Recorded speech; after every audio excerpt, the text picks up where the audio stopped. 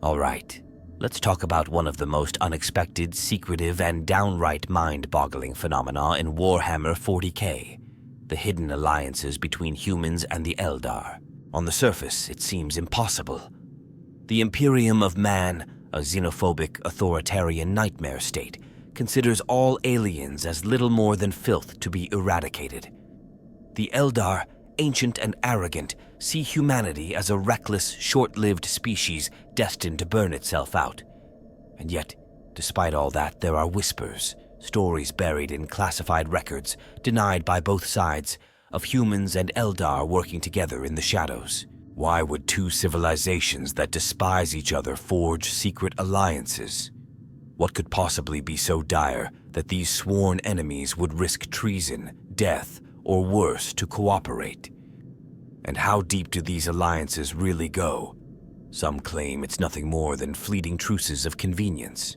Others suspect something far greater, an interwoven history of clandestine agreements that could reshape the galaxy if ever revealed. To understand the truth, we need to dive into the past, into the blood-stained history of both races, and uncover the hidden dealings that have kept them from total annihilation. Because the truth is out there, lurking beneath the surface of war, betrayal, and desperate survival. The history of the first interactions between humanity and the Eldar is as murky as it is fascinating. If you ask the Imperium, they'll tell you humans and Eldar have been enemies from the very beginning, that these Xenos were always a threat to mankind's rightful dominion over the stars. But dig a little deeper, and you'll find cracks in that narrative. The truth is, there were times, rare, brief, and often forgotten, when these two species didn't just clash, but communicated, bartered, and even fought side by side. The first significant encounters likely happened long before the Imperium even existed, during humanity's golden age of technology. We're talking about a time when mankind's influence spread across the stars, when artificial intelligence was still in use, and when the warp was a tool rather than a curse. Eldar civilization was still strong, though already in decline, and while they certainly saw humans as primitive upstarts, there's reason to believe they engaged with them when necessary. Some rogue traders and deep space colonists might have stumbled across an Eldar craft world or a hidden Exodite world, and while most such encounters probably ended in bloodshed, there are whispers of isolated cases where trade, or at least a wary understanding, took place. But everything changed with the rise of the Imperium and the Great Crusade. The Emperor, in his relentless quest to unite humanity, had no love for aliens, and the Eldar, with their ancient grudges and their own prophecies about the doom of mankind, certainly weren't eager to welcome a conquering force into their domains. This was the era when conflict between humans and Eldar became truly unavoidable. The Great Crusade swept across the galaxy like a wildfire, consuming everything in its path. Entire Xeno civilizations were annihilated, and the Eldar found themselves in a precarious position. While their dying empire was still vastly superior to the burgeoning Imperium in terms of technology and knowledge, they lacked the numbers to wage open war. Despite this, not all Eldar immediately resorted to hostility. Some craft worlds, particularly those with a more pragmatic view of the galaxy, sought to avoid unnecessary conflict. Others, like Alaitoc and Ulthwé, had far-sighted seers who glimpsed a future where humanity's survival might one day be necessary for their own. It's here that we start seeing the first hints of reluctant cooperation. There are scattered records, hidden in the depths of the Black Library and suppressed by the Imperium, suggesting that certain Eldari factions attempted to steer the course of the Great Crusade, nudging humanity away from targets that would spell doom for both races. Some speculate that Eldar agents may have even whispered in the ears of Imperial commanders, guiding them toward greater threats, such as the Necrons, rather than wasting resources on doomed battles with Eldar war hosts. Then there's the matter of the lost Primarchs. It's one of the biggest mysteries in all of Warhammer, and while theories range from chaos corruption to outright extermination, some suspect that the Eldar might have played a role in their fate. Perhaps they warned the Emperor of a disaster waiting to happen, or maybe they had their own hand in removing these figures from history. We may never know, but what's undeniable is that Eldar foresight and their infamous tendency to manipulate events from the shadows makes them prime suspects in any story of hidden influence over the Imperium's early days. After the post-heresy, things got even more complicated. The Imperium became even more xenophobic and insular, and any notion of diplomacy with Xenos became outright heretical. But here's the catch. This was also when the Imperium was at its weakest. The traitor legions had shattered the dream of a united human empire, and the galaxy was drowning in war. It was in these desperate times that certain Imperial commanders, rogue Inquisitors, and even Space Marine chapters found themselves in situations where working with the Eldar wasn't just an option, it was a necessity. One of the most well-known examples is the Battle of Macragge, where the Ultramarines fought against the Tyranids. Some accounts claim that Eldar forces, recognizing the threat the Hive fleets posed, provided indirect aid to humanity. Whether through manipulation or genuine concern, their actions helped ensure the Tyranids didn't wipe out Ultramar in that moment. Of course, you won't find this in any official Imperial record. The Inquisition would see to that. But among those who look deeper into the galaxy's hidden histories, the pieces start forming a picture. So, were humans and Eldar always enemies? The official line says yes. The reality? Far more complicated. From the days before the Imperium to the chaos of the post-heresy era, there have always been moments, fleeting, fragile moments, where the two races saw past their hatred and recognized something else. The cold, brutal truth that sometimes survival matters more than ideology. And if that meant forging an uneasy alliance, so be it. But this was only the beginning. Because as we'll see next, it wasn't just desperation that led to these hidden alliances. It was the existence of common enemies far worse than either side could handle alone. There's a saying in the grim darkness of the far future: "The enemy of my enemy is still my enemy." But sometimes, we kill something worse together. If there's one thing that's forced the Eldar and humanity into uneasy, reluctant alliances over the millennia, it's the existence of threats so horrific, so apocalyptic, that even the most bitter of foes have had no choice but to stand side by side, if only for a moment. The galaxy is a graveyard of civilizations, and the monsters that haunt it don't care about human pride or Eldar arrogance. They exist to consume, corrupt, and annihilate. And that's the real reason these secret alliances exist. Not out of friendship, not out of trust, but because the alternative is extinction. Let's start with the most obvious and persistent threat: chaos. No matter how much the Imperium denies it, no matter how much the Eldar try to distance themselves from it, chaos is their shared nightmare. For humanity, it is the ever-present danger lurking behind every shadow, whispering to the weak-willed and the desperate, turning the Imperium's own sons and daughters into gibbering horrors. For the Eldar, chaos is a nightmare of their own making. They brought it into the galaxy with their decadence, their arrogance, their blind pursuit of pleasure that birthed Slaanesh and shattered their once great empire. Unlike humanity, who can afford the delusion that chaos is just another enemy to be fought, the Eldar understand the horrifying truth. Chaos is eternal, and it will never stop hunting them. And so, as much as they hate humanity, there have been times when the Eldar have stepped in to prevent chaos from growing too powerful. Some Imperial records, long buried or conveniently erased, tell of battles where Eldari forces appeared out of nowhere, striking at cults or demon legions that were on the verge of overrunning an Imperial world. Did they do it to save humanity? Of course not. But they understand that every planet lost to chaos strengthens their greatest enemy, and that is unacceptable. There are even whispers that certain radical Inquisitors have worked alongside Eldar seers, sharing intelligence on chaos incursions, trading information on hidden cults or demon outbreaks. If these stories are true, then it means that even the most zealous defenders of the Imperium sometimes recognize that the Eldar are useful allies, if only for a moment. Then there are the tyrannids, the great cosmic horror that even the Eldar struggle to comprehend. If chaos is a spiritual threat, the tyrannids are pure mindless annihilation. They don't conquer, they don't negotiate, they don't leave survivors. They consume everything in their path, stripping planets down to barren husks before moving on. And the worst part?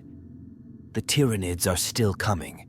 The hive fleets we've seen so far are just the vanguard, mere scouting tendrils of something far greater lurking in the void beyond the galaxy. Both the Imperium and the Eldar understand at some level that they cannot defeat the tyrannids alone.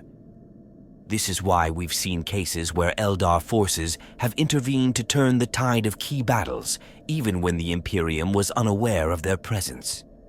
It's been theorized that certain Imperial victories against the tyrannids weren't victories at all, but carefully orchestrated interventions by Eldar forces that eliminated key synapse creatures or sabotaged the hive fleets just enough for humanity to survive.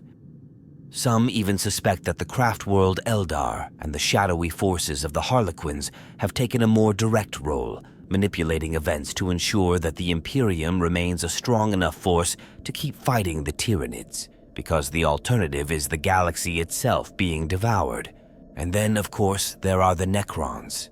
If the tyrannids are the great devourers and chaos is the great corruptor, then the necrons are the death of everything. Cold, remorseless, and terrifyingly advanced, the necrons don't seek conquest or dominance.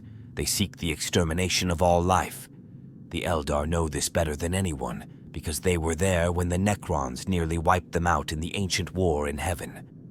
They remember the Khitan, the star gods that shattered their civilization and enslaved them before being turned against their necron masters. And while the Imperium might be slow to grasp just how dangerous the necrons truly are, the Eldar understand that if they ever fully awaken, the galaxy will be lost. That's why there have been documented, if heavily redacted, cases where Eldar and Imperial forces have fought side by side against necron awakenings.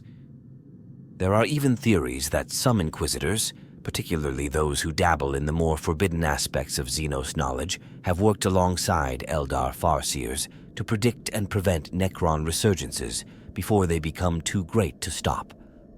Of course, the Imperium will never acknowledge such a thing.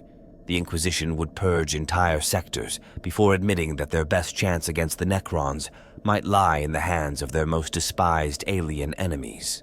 But here's the real question. Are these alliances simply a matter of survival, or is there something deeper at play?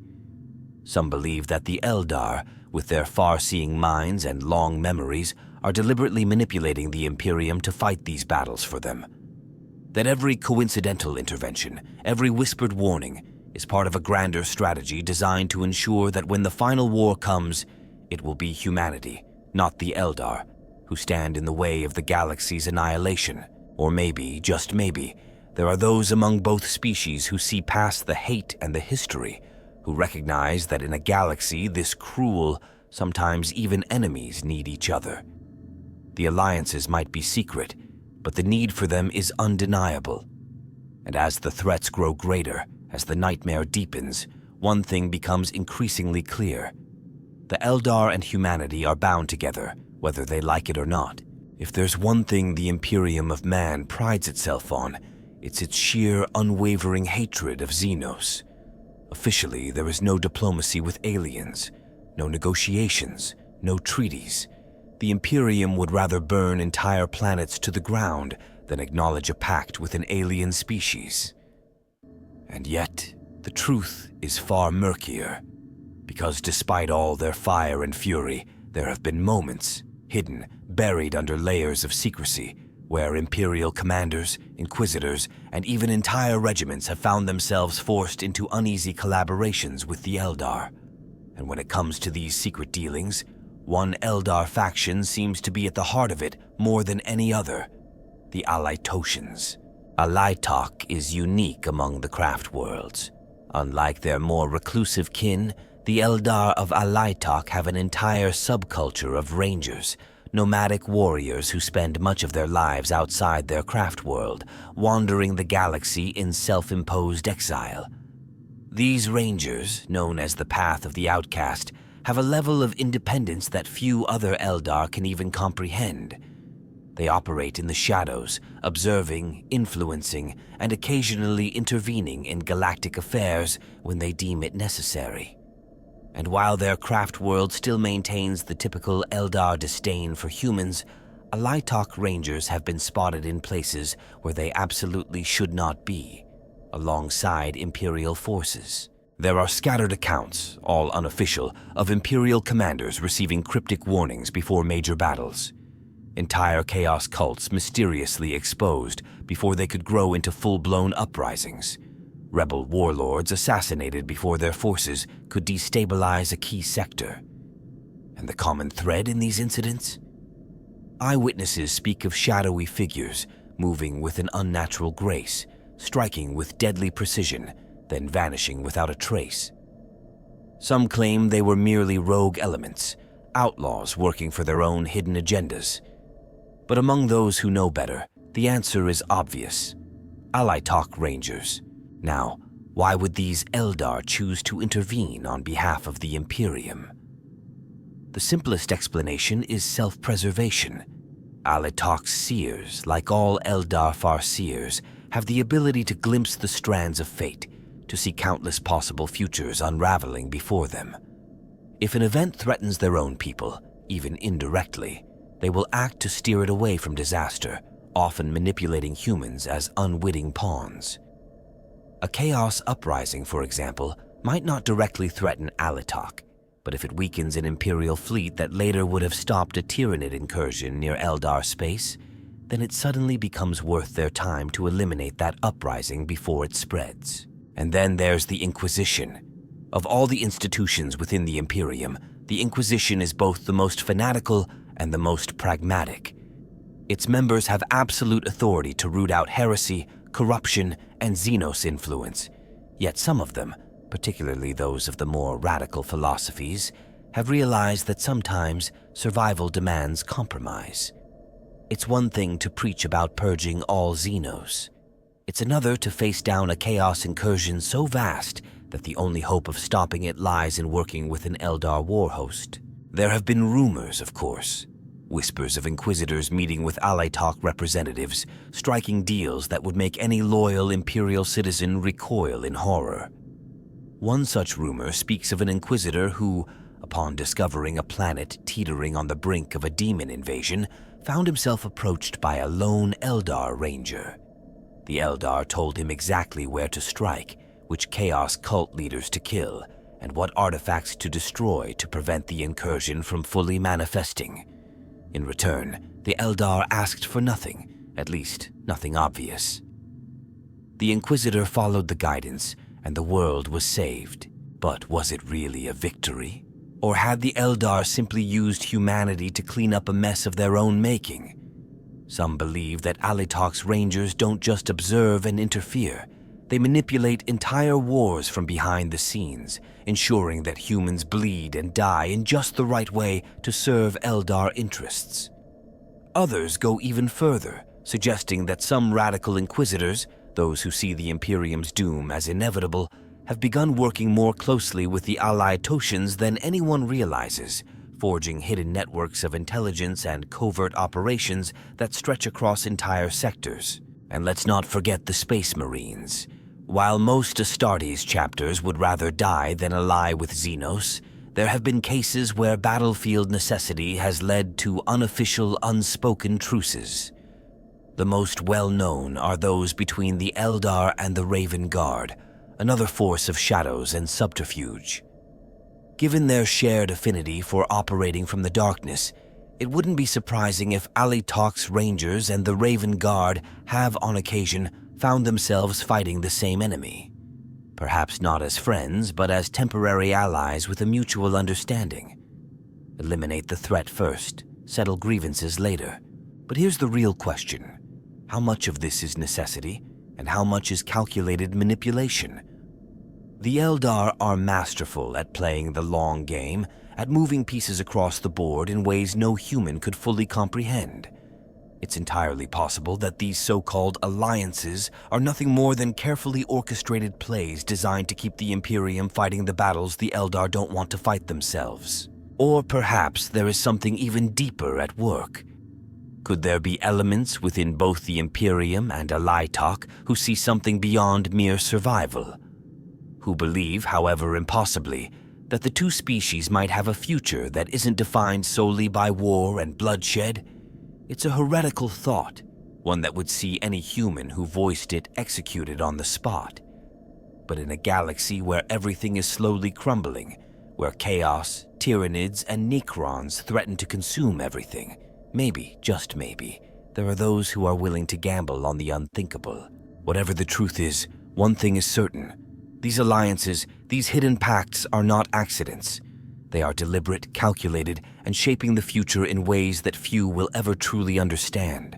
For every whispered tale of uneasy alliances between humans and Eldar, there are even more stories of betrayal, backstabbing, and catastrophic failure. If there's one thing that defines the relationship between these two species, it's the complete and utter lack of trust. Any alliance, no matter how desperate or necessary, always teeters on the edge of disaster. Because, at the end of the day, both sides believe they're superior. The Imperium sees the Eldar as arrogant, scheming Xenos who will turn on them the moment it's convenient. The Eldar, in turn, view humans as crude, violent, and entirely too reckless to be trusted with anything of true importance. And history has proven both sides right, time and time again. One of the most infamous examples of these doomed alliances is the betrayal at Tyranid. This was a world caught in the crossfire of a war between Chaos and the Imperium, its fate already looking grim when an unexpected force arrived, Eldar from Craftworld Ulthway. Whether out of desperation or sheer pragmatism, the Imperial governor agreed to a truce, allowing the Eldar to help push back the Chaos incursion. And for a while, it worked. The Eldar, with their psychic mastery and precise strikes, helped the Imperial forces reclaim key positions. Victory seemed possible, and then, without warning, the Eldar turned on them. Entire regiments of Imperial Guard were slaughtered overnight, their commanders assassinated before they could even react.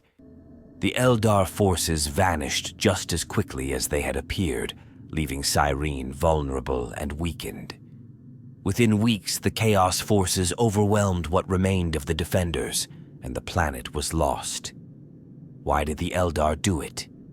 Some say they saw something in the skeins of fate, a vision of what would happen if Cyrene remained in Imperial hands.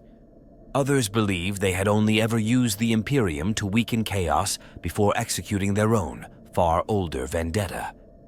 Whatever the reason, it was a brutal reminder that trusting the Eldar is never a safe bet. Then there's the nightmare that unfolded on Baron Prime. This was a world that the Imperium had held for centuries, a strategic outpost near the borders of several Xenos-controlled regions. When the Drukhari raiders came, it was unlike anything the Defenders had ever seen. Cities were gutted overnight, entire populations vanished into the darkness, and the Imperium had no answer to the sheer speed and brutality of the attack. That was when an envoy from Alaitoc arrived, offering aid. They knew how to fight the Drukhari, they said. They could help. In desperation, the Imperial commanders accepted. A joint task force was formed, Imperial regiments fighting alongside Eldar Rangers, setting traps, launching counterattacks. And for a time, it seemed to work. The Drukhari were pushed back, their losses mounting. Then, just when the Imperium thought they had won, the Eldar vanished. Their forces withdrew with no explanation, no warning. The remaining human defenders, now outnumbered and exposed, were slaughtered within days. The Drukhari had not fled. They had simply regrouped, waited for their kin to depart, and then struck with even greater fury. Some theorists believe the Alaitoc Eldar had planned this from the beginning, ensuring that their dark kin took the full brunt of the battle before leaving humanity to die in their place. Others think it was simply the cold, calculating nature of the Eldar, help only until the cost outweighs the benefit, and then disappear without a second thought. But one of the most haunting betrayals comes from the time of the post-heresy itself, during the battle for the Kaladar system.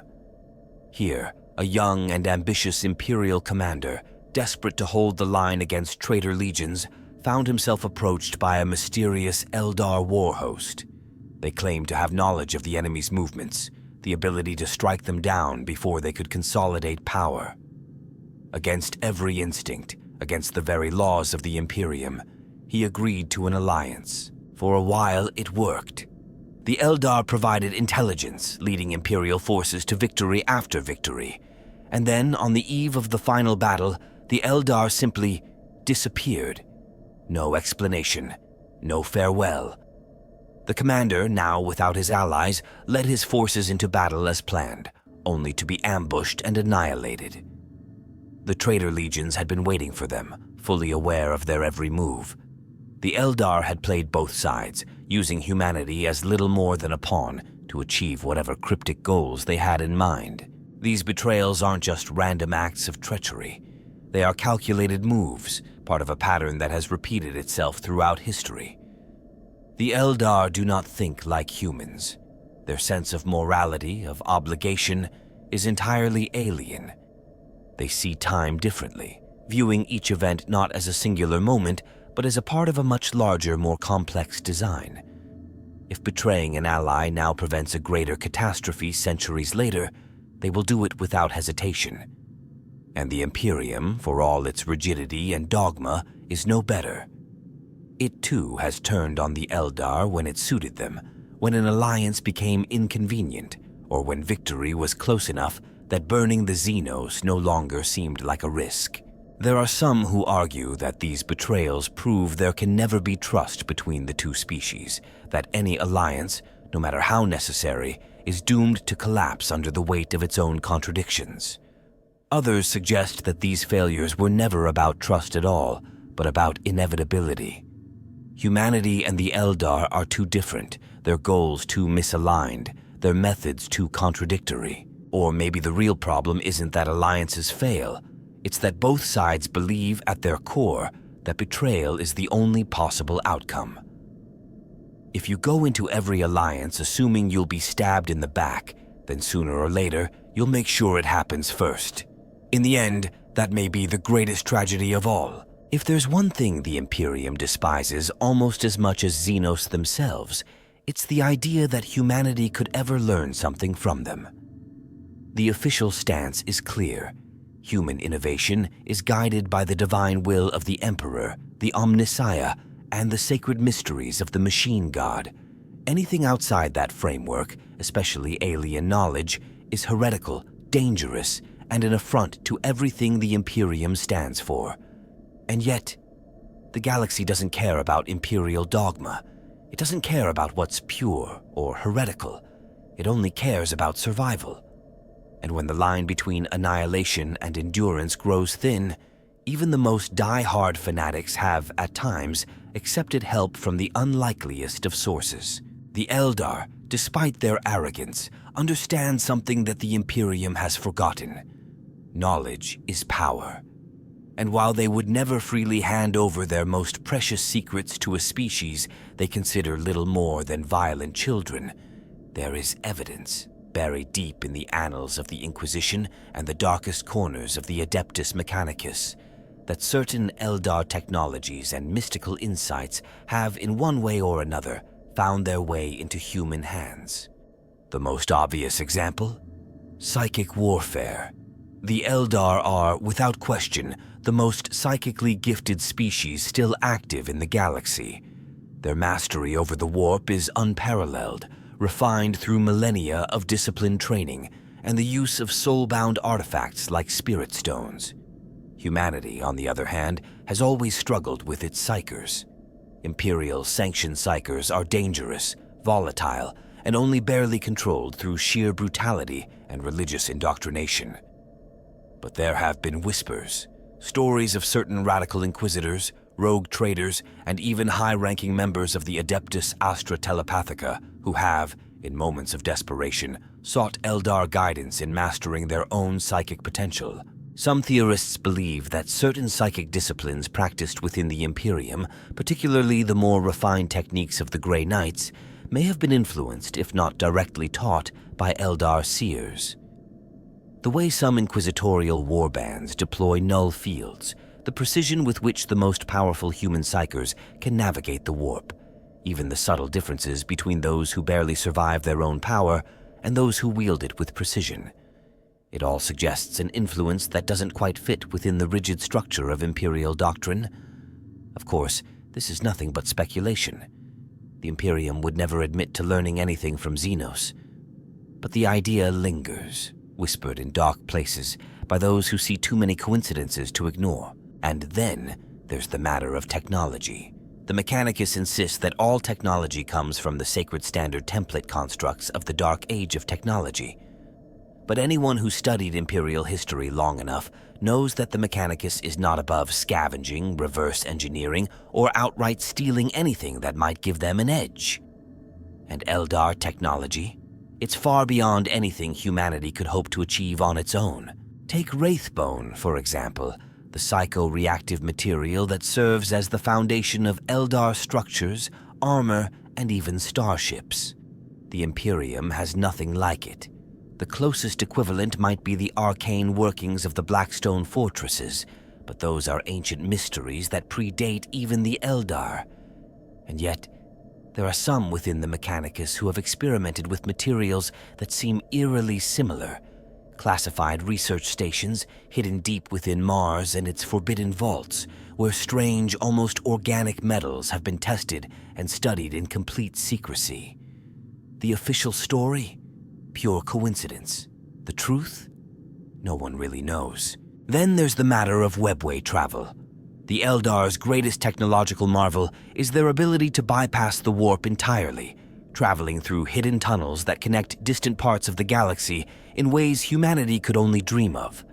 The Imperium has long sought to replicate this with disastrous results, most notably the infamous Webway project of the Emperor himself, which ended in catastrophic failure during the Horus Heresy.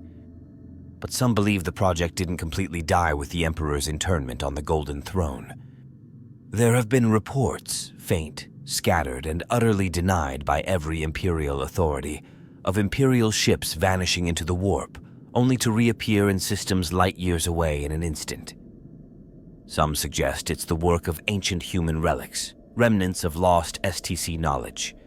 Others whisper that certain rogue elements within the Adeptus Mechanicus have had help. It's not just theoretical. There are cases where Imperial and Eldar forces have fought side by side, only for the humans to emerge from the battle with suspiciously advanced technology. Rogue traders, in particular, have been known to acquire artifacts of Eldar origin, bringing them into the black markets of the Imperium, where high-ranking tech priests and radical inquisitors will pay obscene amounts for the chance to study them. But here's the real question. If the Imperium has, in any way, absorbed Eldar knowledge, why don't they use it openly? The answer is as simple as it is tragic. The Imperium is built on faith, dogma, and an unshakable belief in its own superiority. To acknowledge that a Xenos race has something humanity lacks would be heresy of the highest order. The Adeptus Mechanicus would rather let entire Forge worlds burn than admit they needed help from the Eldar to advance their understanding of the universe. And yet, the evidence is there. Whether in the psychic disciplines of the Inquisition, the shadowy experiments of the Mechanicus, or the strange and unexplainable anomalies that sometimes appear within Imperial technology, there are cracks in the official story. Secrets that no one is supposed to know. The question isn't whether the Imperium has learned from the Eldar. The question is how much, and how far they're willing to go to keep it hidden. If there's any faction in the galaxy that seems to know more than they should, that operates in ways no one fully understands, and that turns up exactly when they're needed, or feared, it's the harlequins. Unlike the craft world Eldar, who at least pretend to have clear motives, or the Drukhari, who make no secret of their sadistic intentions, the harlequins play by their own set of rules. They are actors, warriors, tricksters, and prophets all at once, serving a purpose that even other Eldar struggle to comprehend.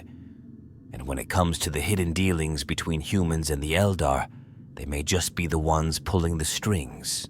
The harlequins are devoted to Segarak, the laughing god, the only deity of the Eldar who escaped the birth of Slaanesh. Unlike the other Eldar gods, who were either consumed or shattered, Segarak survived by outwitting fate itself. His followers believe they do the same, not through brute force, but through carefully orchestrated chaos. They weave through the events of the galaxy like master storytellers, nudging fate, steering conflicts, and ensuring that their greatest performance plays out exactly as intended. And if that means working with humans, so be it. The problem is, no one ever really knows when they're being manipulated by the harlequins. That's the entire point. Their influence isn't like that of a typical faction. No open diplomacy, no grand alliances. Instead, they move through the shadows, appearing at just the right moment to offer cryptic warnings, to eliminate key threats, or to turn a battle in an unexpected direction.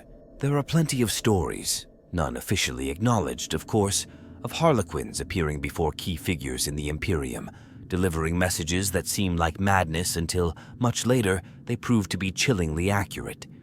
A rogue trader warned of a chaos uprising in a sector he had never visited, only to find out later that his course had been leading him straight into the disaster.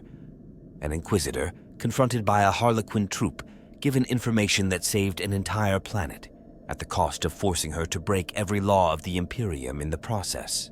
Space Marine chapters that have, on extremely rare occasions, found themselves fighting alongside these masked warriors, only to turn and see them vanish into the ether once the battle is won. One of the most well-known and deeply unsettling stories involves a high-ranking inquisitor who found himself trapped in an impossible situation. His warband had uncovered evidence of a chaos-tainted imperial governor, but every attempt to remove him had been met with failure. His allies within the Imperium were too mired in bureaucracy, his enemies too powerful. Then, one night, a harlequin shadowseer appeared before him. No threats, no grand speeches, just a simple offer. Accept the harlequin's assistance and the problem would be resolved. The next morning, the governor was dead. Not just assassinated, erased. His entire existence wiped from records, his supporters scattered, his schemes undone as if they had never happened. The Inquisitor knew better than to ask how it had been done. But as he watched the harlequins disappear, he couldn't help but wonder, was this his victory? Or had he just played a part in someone else's grander design? This is where the real danger of the harlequins lies. They don't make alliances in the way others do. They don't pledge loyalty or demand oaths.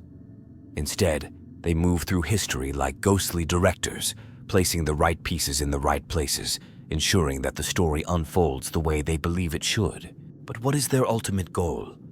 Some believe they serve only their god, ensuring that Segorak's will is carried out, that the Eldar survive in whatever form they can. Others suggest something even more unnerving, that they see a future where humans and Eldar must work together, not out of trust, but because the alternative is something far worse. The real question isn't whether the harlequins manipulate humanity. The real question is whether anyone, Imperial or Eldar, can ever truly know how deep that manipulation goes. Because if there's one thing about the Laughing God's followers that's certain, it's this: no one ever sees the punchline until it's far too late. If there's one thing the Imperium of Man despises more than Xenos, it's those who dare to work with them. In the eyes of the Imperium, an alien is not an ally, not a potential partner, not even a tool to be used. It is an abomination, a blight upon the galaxy, something to be eradicated with fire and faith. And the Inquisition? They embody that belief in its purest, most ruthless form. The Inquisition isn't just a shadowy organization hunting heretics and traitors. It is the law, the enforcer of the Emperor's will, and the final authority on what is acceptable within the Imperium. And when it comes to dealings with the Eldar, their stance is simple. There are no dealings, not officially, not publicly, and certainly not without consequence. Because when an Imperial officer, a rogue trader, or even an Astartes commander dares to forge an alliance, secret or not, with the Eldar, they are playing with fire, and the Inquisition always burns those who get too close. History is littered with examples of those who thought they could strike a bargain, who believed that necessity would outweigh dogma. It rarely ends well. One of the most well-known cases is that of Lord General Ardentis Valen, a decorated Imperial commander who, during a prolonged campaign against a Chaos warband, found himself receiving unexpected aid from a mysterious Eldar force. At first, he did what any loyal servant of the Imperium would. He ordered his forces to fire upon them. But the battle was dire, and the Eldar were not attacking his men. They were cutting through the Chaos forces with ruthless precision, targeting key enemy commanders and destabilizing the entire warband's coordination. In that moment, Valen made a choice. He ordered his troops to hold their fire, allowing the Eldar to continue their slaughter. He justified it as pragmatism. After all, if the Xenos were killing his enemies, why waste the opportunity? Together, his forces and the Eldar warhost broke the Chaos incursion, securing a vital sector for the Imperium. The victory was short-lived. Word of his actions spread, and within weeks, an inquisitorial tribunal was convened. Valen was arrested, his command stripped from him, and his entire regiment subjected to purges. His official fate? Execution. His real fate? Some say he was handed over to the Ordo Xenos for interrogation, where he spent the remainder of his days being dissected, not physically but mentally, as the Inquisition sought to understand what had really transpired. Because to them, a commander who works with the Eldar isn't just a traitor. He's a potential asset, or a contaminant. Then there's the infamous case of Inquisitor Malachar Ro. A radical among radicals, Ro didn't just tolerate the idea of working with the Eldar, he actively sought them out. He believed that the Imperium's hatred for Xenos was short-sighted, that humanity's only hope of surviving the horrors of the galaxy lay in understanding, and when necessary, using alien knowledge. He was rumored to have met with Eldar farseers, striking deals that exchanged information on Chaos cults, warp rifts, and even necron awakenings. For a time, it seemed as though his methods worked. Planets were saved, cults eradicated, and threats neutralized before they could even fully manifest. But the Inquisition does not forgive. It does not tolerate deviation. Ro's actions were discovered, and his former allies turned on him with brutal efficiency. He was declared excommunicate traitoris, his name stricken from all records, his warband hunted down one by one. Some say he escaped, vanishing into the stars, possibly under the protection of the very Eldar he had once dealt with. Others claim he was captured and subjected to repentance, a fate far worse than death, where an Inquisitor is forced to endure endless agony in a life-preserving stasis field, kept as an eternal lesson to others who might stray. His true fate remains unknown, but his story serves as a warning. Even those within the Inquisition itself are not immune to its wrath. It's not just individuals who suffer either. Entire worlds have been purged simply for suspected collaboration. There was once an Imperial colony, small, insignificant, barely a footnote in the grand history of the Imperium. Its people lived simple lives, farming, mining, and surviving as best they could. Then one day, Eldar appeared, not in war, but in secrecy. No one knows why. Some say they came to warn the colony of an impending disaster. Others believe they sought an ancient artifact buried beneath its surface. Whatever the reason, they were seen, and that was enough. The Inquisition came soon after. No trial, no questioning, just exterminatus. An entire population wiped out in an instant, not for what they had done, but for what they might have done. The Imperium does not ask questions when it comes to Xenos influence. It simply burns. But here's the thing. Despite all of this, despite the purges, the executions, the endless paranoia, these alliances keep happening. Because for all the Imperium's brutality, for all its absolute intolerance, there are those who understand a simple truth. Sometimes survival demands heresy. So long as the threats of chaos, the tyrannids, and the necrons exist, there will always be those willing to take that risk. And the Inquisition? It will always be watching, waiting, ready to burn them for it. Because in the grim darkness of the far future, the greatest crime isn't treason. It's getting caught among the countless myths, visions, and prophecies that the Eldar have woven throughout their long and tragic history. There is one idea that stands apart from all the others. It is whispered in hushed tones, dismissed as madness by the proudest of their kind, and yet it refuses to die.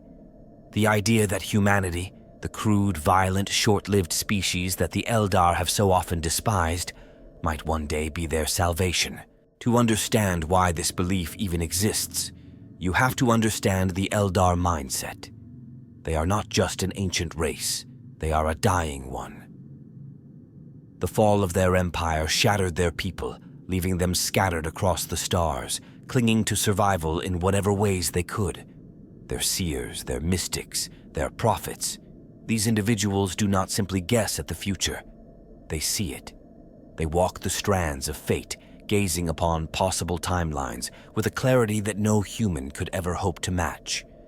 And many of them agree on one thing. The Eldar are doomed. Not just in the slow, inevitable way that all civilizations fade, but in an absolute, inescapable way.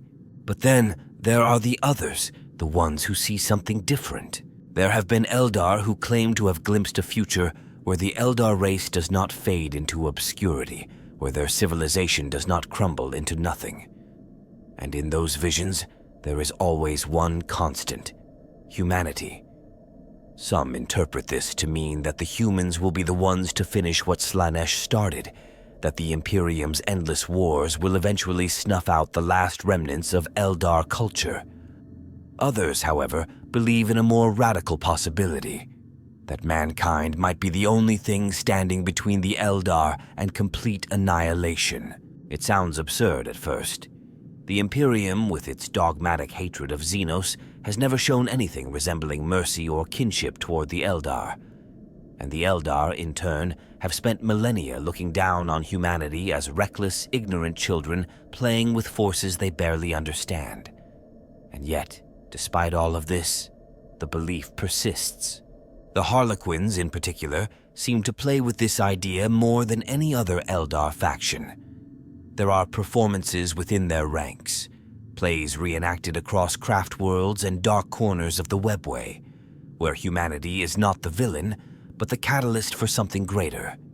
Some harlequins claim that Segorak himself has foreseen a future where humans and Eldar stand together, not as reluctant allies, but as something far more unified.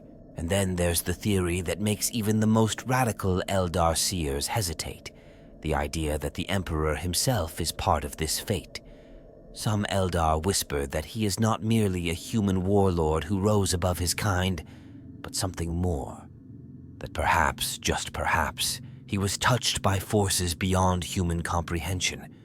That he might be, in some way, a piece of the same puzzle that governs the fate of the Eldar. The idea that the Emperor could be the key to their survival is one that few Eldar would ever speak of openly. To them, he is a monolithic, terrifying force, one that commands an empire that has slaughtered their kind for generations. And yet, the paradox remains. It is the Emperor's Imperium that continues to stand against chaos, against the necrons, against the horrors that would otherwise consume them all. If the Imperium falls, the galaxy will not belong to the Eldar. It will belong to the darkness. But here's where things get truly strange. There are Eldar who don't just believe humanity might save them. There are those who believe it is inevitable, that the strands of fate have already been woven, and that at some crucial yet unknown moment, humanity will become the deciding force in the Eldar's survival. Whether that means an actual alliance, a great sacrifice, or something even stranger, no one can say. Of course, most Eldar reject this outright. To them, the idea that these crude, warlike primates could be anything more than a nuisance is offensive. But the ones who have seen the visions, the ones who have walked the edges of prophecy, they know that fate does not care about arrogance. Fate simply is. So, does humanity hold the key to the Eldar's future? It's a question that has no answer yet. But one thing is certain. For all their wisdom, for all their foresight, the Eldar are terrified of what they do not understand. And nothing in the galaxy is more unpredictable than mankind. If history has taught us anything, it's that humanity and the Eldar were never meant to coexist peacefully. Their relationship has been defined by war, betrayal, and centuries of mistrust so deep that even the idea of true cooperation seems laughable. And yet, despite all of that, these secret alliances keep happening. Again and again, humans and Eldar find themselves standing side by side, not out of friendship, not out of mutual respect, but out of sheer necessity. Because in a galaxy filled with horrors beyond comprehension, sometimes even the bitterest of enemies have no choice but to fight together. So, what does that mean for the future? Could these hidden alliances become something more? Could humanity and the Eldar ever move past their grudges and work towards something greater? Or are they doomed to remain locked in this cycle of temporary truces, inevitable betrayals, and mutual destruction? For some, the idea of a lasting alliance is impossible.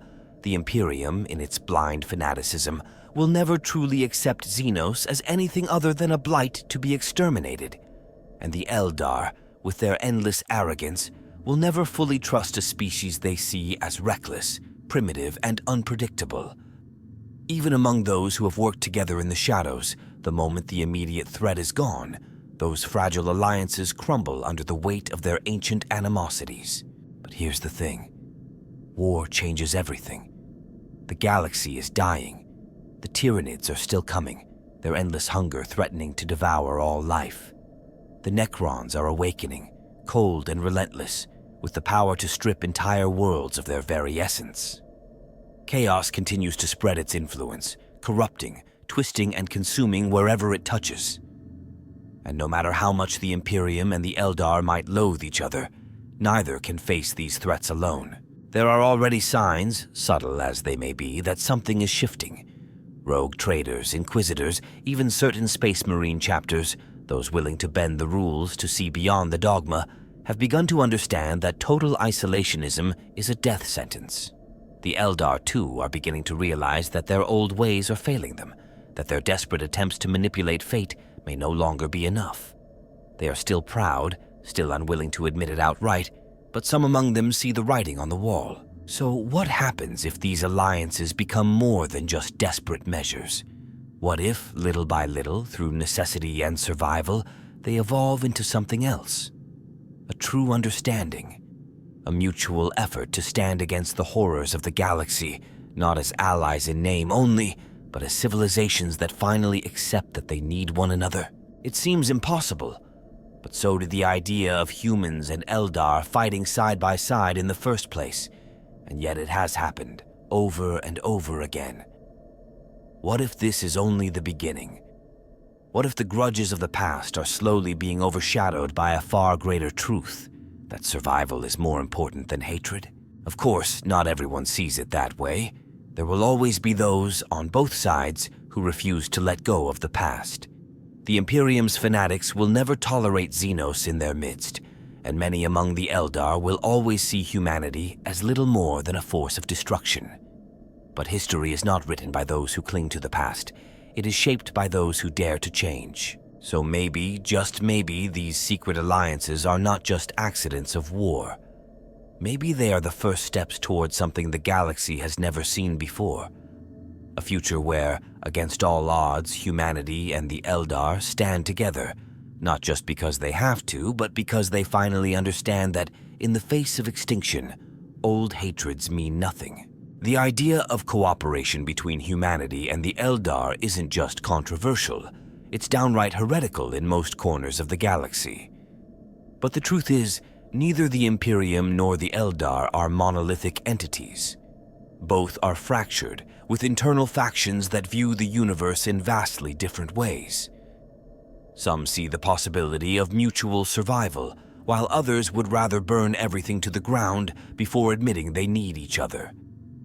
Understanding how different groups react to the idea of such an alliance is key to knowing whether it has any real future, or if it's doomed before it even begins. Within the Imperium, the most obvious opponents to any kind of cooperation are the ecclesiarchy and the more puritanical branches of the Inquisition.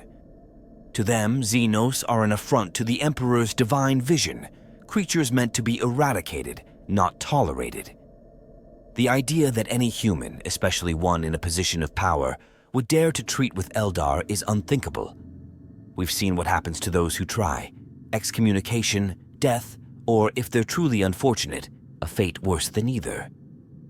The Ordo Xenos, despite being the faction that actually studies aliens, is one of the most ruthless when it comes to purging those who cross the line into outright collaboration.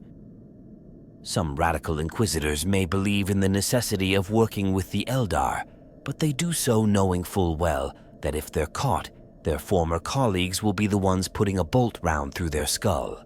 The Adeptus Mechanicus, on the other hand, is a little more complicated. Officially, they treat Xenos technology as blasphemy, something to be destroyed rather than studied.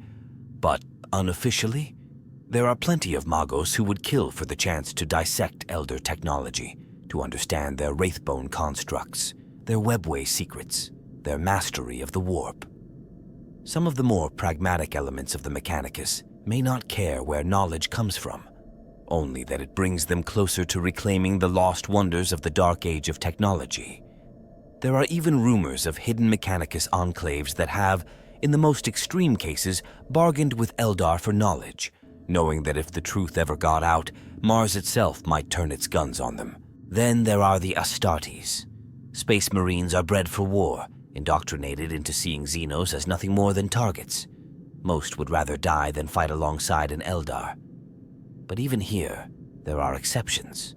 Some chapters, particularly those with histories of fighting against chaos or other existential threats, understand that in certain circumstances, survival comes before ideology. The Blood Ravens, with their endless thirst for knowledge, are often suspected of having borrowed more than just human artifacts. The Raven Guard, masters of stealth and subterfuge, have been known to tolerate alliances of convenience. And then there are those rumored warbands, renegades who have broken from the Imperium's rigid doctrine, perhaps even operating in the shadows alongside Eldar outcasts in ways that no one would ever believe unless they saw it themselves. On the Eldar side, the fractures are just as deep. The craft worlds are not a united front. Some, like Biel-Tan, would rather see humanity wiped from existence than work with them. Their entire philosophy is built around the idea of reforging the Eldar Empire, and humans are nothing more than a stain on the galaxy that needs to be erased. They see any cooperation as a dangerous compromise, a distraction from what should be their true goal: restoring Eldar dominance no matter the cost. Then there are the more pragmatic craft worlds, like Ulthwé and Alaitoc. These Eldar are not fools. They know that the galaxy is spiraling into oblivion, and that humanity, whether they like it or not, is a key part of that equation. Ulthwé, with its Farseers constantly peering into the future, seems to have a particular interest in nudging humanity in the right direction, even if that means working with them in secret. Alaitoc, with its rangers scattered across the stars, has undoubtedly seen firsthand the consequences of leaving humanity unchecked. Whether they admit it or not, these craft worlds have already engaged in quiet, hidden alliances when the stakes were high enough. And then there are the harlequins, who don't just tolerate humanity, they seem fascinated by them. To the followers of Segorak, everything is a performance, a cosmic joke, a story unfolding across the stars. They have appeared before Imperial commanders, whispering riddles, offering cryptic warnings, steering events in ways that no one quite understands. Some believe they see a future where humanity plays a critical role in the survival of the Eldar. Others think they're simply playing both sides for their own amusement, letting mortals dance to a tune only they can hear.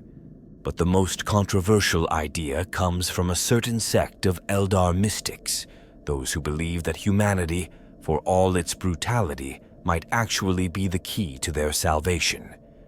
That deep within the warp, beyond the reach of any current understanding, something is happening to mankind. Their psychic potential is growing. Their collective will is shaping reality in ways that even the Eldar struggle to predict. Some whisper that humanity's destiny is tied to something greater than itself, that the Emperor, whether they hate him or not, represents something that cannot be ignored. Of course, this is a fringe belief, and many Eldar outright dismiss it as nonsense. But the fact that it even exists, that some among their kind are willing to entertain such a thought, suggests that the lines between enemy and ally may not be as rigid as they seem. At the end of the day, these factions will continue to fight, to scheme, to sabotage any chance of real cooperation. But cracks are forming. There are those within both the Imperium and the Eldar who see past the hatred, past the dogma, past the centuries of war. They may be few and they may never fully convince their own people, but they exist. And in a galaxy as doomed as this one, sometimes even the smallest shift in perspective can change everything. If there's one constant in the galaxy, it's that everything changes. No matter how deeply entrenched the hatred between humanity and the Eldar may seem, no matter how rigidly the Imperium clings to its xenophobic dogma, or how bitterly the Eldar look down on mankind, history has shown that nothing is set in stone. The right crisis, the right catastrophe, the right shift in power. Any of these could be the catalyst that forces these two species into something far more significant than their usual pattern of reluctant truces and inevitable betrayals. The real question is, what would it take? What event could actually push the Imperium and the Eldar toward a larger, more lasting alliance? Or just as importantly, what could shatter any hope of cooperation forever? One of the most obvious triggers for an alliance is the threat of mutual extinction. It's not hard to imagine a scenario where humanity and the Eldar simply have to work together. The tyrannids are a perfect example. So far, the Imperium has barely managed to hold the line against the Hive fleets, and the Eldar, for all their foresight and advanced technology, know that they cannot fight this war alone. If a true tyrannid apocalypse arrives, a full-scale invasion where the surviving craft worlds and Imperial strongholds are both on the verge of being swallowed whole, there may be no choice left. Survival has a way of cutting through even the deepest hatred. Then there's chaos. The Imperium sees itself as the last great bastion against the ruinous powers, but the truth is, humanity is also chaos's greatest weakness. The Eldar, who have spent millennia running from the consequences of their own mistakes, know exactly how dangerous that unchecked corruption can be. If chaos ever reached a point where it could truly threaten reality itself, where the Eye of Terror expanded, or where Abaddon's Black Crusades began consuming the Imperium at a pace it couldn't stop, there's a chance the Eldar might see an alliance as the only way to prevent total annihilation. After all, they know what happens when chaos wins. They lived through it once before, and they will do anything to stop it from happening again. But not all triggers have to be galactic-level threats. Sometimes a shift in leadership is all it takes to change the course of history. What happens if a particularly radical High Lord of Terra rises to power, someone willing to challenge the Imperium's deep-seated xenophobia? Or if a Primarch returns, one who understands that the Imperium's survival might depend on something more than blind hatred? Guilliman is already pushing the limits of what's considered acceptable by Imperial standards. If he, or another figure of similar influence, were to openly endorse working with the Eldar, not just in isolated cases but as an actual policy, it could change everything. Likewise, what happens if a key Eldar leader, perhaps even a Farseer of Ulthwé or a Harlequin Shadowseer, decides that the only way to guide the galaxy toward a better fate is through an alliance with humanity? There are already whispers among the Eldar that their future is tied to mankind's, that the strands of fate are becoming increasingly tangled. If one of their most respected leaders fully embraced that idea, it could push more conservative elements of their society toward accepting the unthinkable. Of course, the opposite is just as likely. It wouldn't take much for any hope of an alliance to be permanently shattered. One major betrayal, one high-profile slaughter, one act of aggression too severe to ignore, and whatever fragile trust exists could be gone forever. If the Imperium, in its usual zealotry, launched a full-scale extermination campaign against a key craft world, it could push even the most pragmatic Eldar into full-scale war. Likewise, if the Eldar ever did something so devastating, perhaps sabotaging an Imperial war effort in a way that led to the loss of a critical world, it could cement their status as an eternal enemy in the eyes of mankind. There's also the wildcard factor of other players in the galaxy. The Necrons, the Orcs, the Tau, all of them have their own agendas, and any one of them could tip the balance. What if the Tau, with their unsettling ability to assimilate alien species into their empire, managed to convince a major Eldar faction to join them? That would immediately make the Eldar a direct threat to the Imperium, ensuring that any possibility of peace was permanently off the table. Or what if the Necrons, in their endless pursuit of galactic domination, launched a war so vast and destructive that even the most xenophobic elements of the Imperium had to acknowledge that fighting alongside the Eldar was the only way to survive? Some even believe that the webway itself could be the key to this relationship. If the Imperium ever found a way to use it properly, if they ever managed to stabilize and control even a fraction of what the Eldar have, it could give them a reason to negotiate rather than conquer. Of course, the Eldar would never willingly hand over such power, but what if they were left with no choice? A dying race will do anything to survive, even if it means giving their greatest enemy the very tools that could one day lead to their own destruction. At the end of the day, the potential for an alliance, or a final irreversible war, depends entirely on circumstances. Right now, it's easy to say that the Imperium and the Eldar will never truly work together. But history has a funny way of proving people wrong. All it takes is the right moment, the right crisis, or the right leader to change everything. And in a galaxy as unpredictable as this one, nothing should be considered impossible. Even if humanity and the Eldar somehow found common ground, even if they pushed past their centuries of bloodshed and mistrust, there's one unavoidable truth.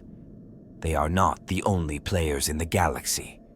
The fate of any potential alliance isn't just in their hands. There are other forces at work, powers that will do everything they can to either push them together or rip them apart before that can ever happen. Chaos is the most obvious and most insidious threat to any kind of understanding between humans and Eldar. The ruinous powers don't just feed on war, they thrive on it. The endless cycle of hatred, destruction, and betrayal between these two species is exactly the kind of thing that strengthens the Dark Gods. And if there's one thing Chaos is good at, it's ensuring that no alliance ever lasts. Think about it. Every time the Eldar and the Imperium have come close to cooperation, something has gone horribly wrong. A misunderstanding, a betrayal, an act of violence that ensures they go back to seeing each other as nothing more than enemies. How many of those moments were truly accidents? How many of those seemingly inevitable collapses were nudged along by the subtle manipulations of Tzeentch? How many times has Khorne whispered into the minds of war-hungry Imperial commanders, convincing them that the only answer is more bloodshed?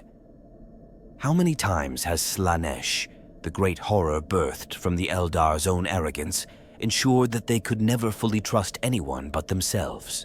There's a terrifying possibility that Chaos needs this war to continue, that the Imperium and the Eldar were never meant to work together, because if they did, if they truly united against the horrors of the warp, Chaos itself might start losing ground. And if that's true, then any attempt at an alliance is doomed from the start, because the moment it becomes a real possibility, Chaos will make sure it collapses. corrupting key figures, manipulating events, twisting perceptions until the only logical outcome is more war. Because in the end, chaos doesn't just thrive on hatred, it ensures it. But chaos isn't the only threat to an alliance. The Necrons, cold and calculating as they are, would never allow it either. For all their differences, humanity and the Eldar share something in common. They are both alive, and that alone makes them the enemy of the Necrons. Their ultimate goal is a galaxy free of organic life, ruled by their undying legions, untouched by the madness of the warp.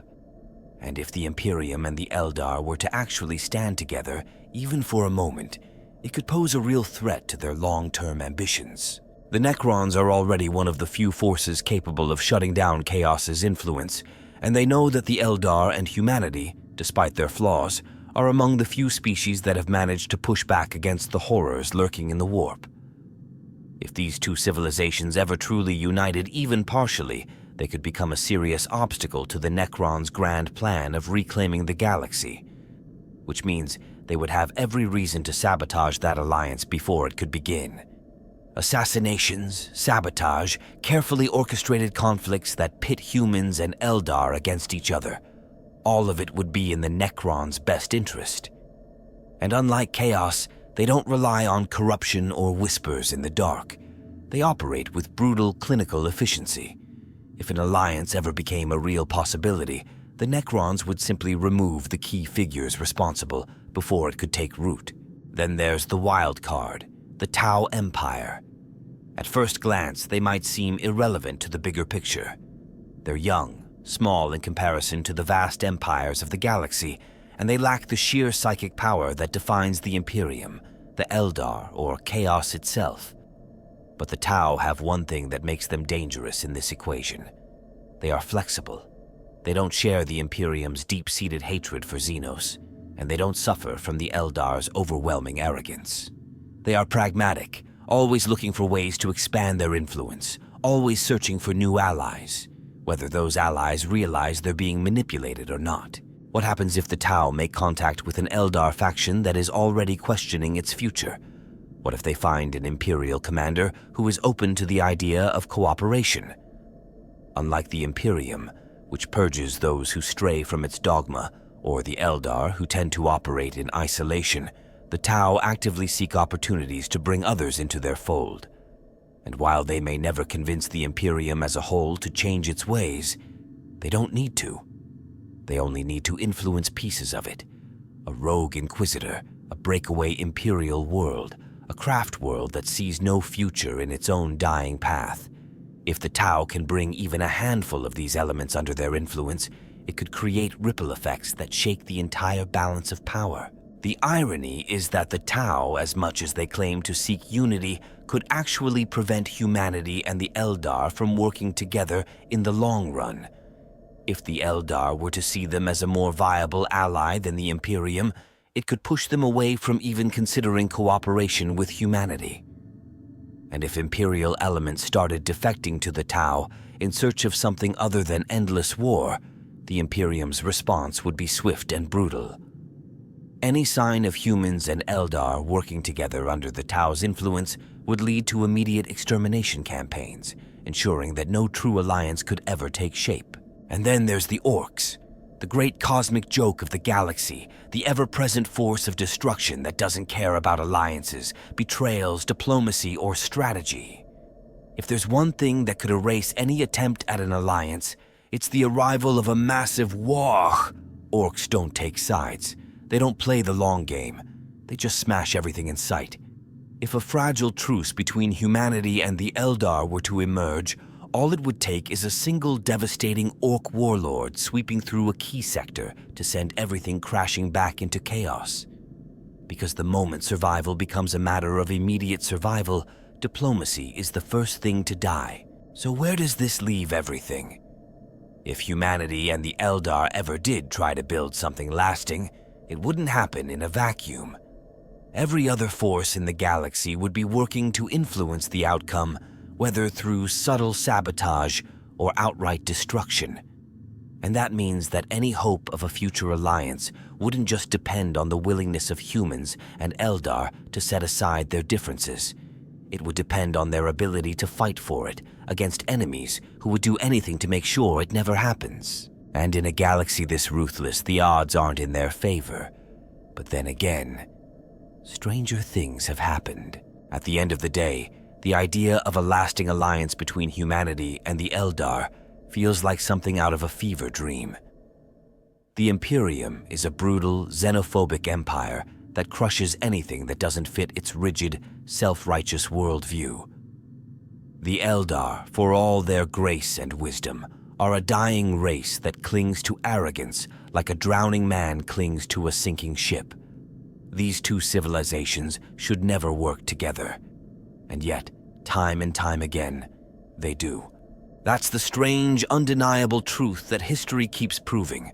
In the darkest moments, when the galaxy itself seems on the brink of ruin, humanity and the Eldar find themselves on the same battlefield, fighting the same enemies. Not because they want to, but because they have to. And while those alliances are always fragile, always fleeting, they reveal something neither side is willing to admit: that they need each other far more than they'd like to believe. The Imperium, for all its power, is painfully short-sighted. It refuses to innovate, refuses to evolve, and punishes any deviation from its sacred dogma with fire and death. But war does not care about dogma. The galaxy is filled with threats that humanity cannot face alone, no matter how much the High Lords of Terra pretend otherwise.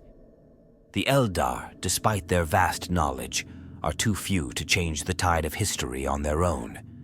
They can manipulate fate, whisper in the shadows, guide events from afar, but the sheer scale of the galactic conflicts unfolding is beyond even them. So where does that leave these two species? If history is any indication, they will continue to cross paths, continue to forge uneasy alliances in the face of annihilation, and continue to betray one another the moment those threats subside. But is that truly all there is? Some believe that these alliances, no matter how small, no matter how temporary, are the first signs of something greater. That, in time, the need for survival will force the Imperium to acknowledge that it cannot afford to remain so rigid. That there are already rogue Inquisitors, Space Marine chapters, and high-ranking Imperial officers who understand that knowledge, even when it comes from Xenos, is still knowledge. That among the Eldar, there are those who have glimpsed a future where their only hope lies not in isolation, but in something far more dangerous: trust. Of course, trust is a rare thing in the 41st millennium. Hatred, paranoia, and centuries of war do not disappear overnight. If there is to be any true future for humanity and the Eldar beyond mutual destruction, it will not come from grand alliances or diplomatic agreements. It will happen the way it always has. On the battlefield, in the shadows, in those brief moments where survival takes precedence over ideology. Maybe one day, those fleeting moments will add up to something more. Maybe there will come a time when both species finally realize that they are stronger together than apart. Or maybe, as many believe, the Imperium and the Eldar are simply too far gone, too entrenched in their own cycles of war and mistrust to ever break free. In the grim darkness of the far future, nothing is certain. But if the past has shown us anything, it's that even the most impossible things have a way of happening when the galaxy has no other choice.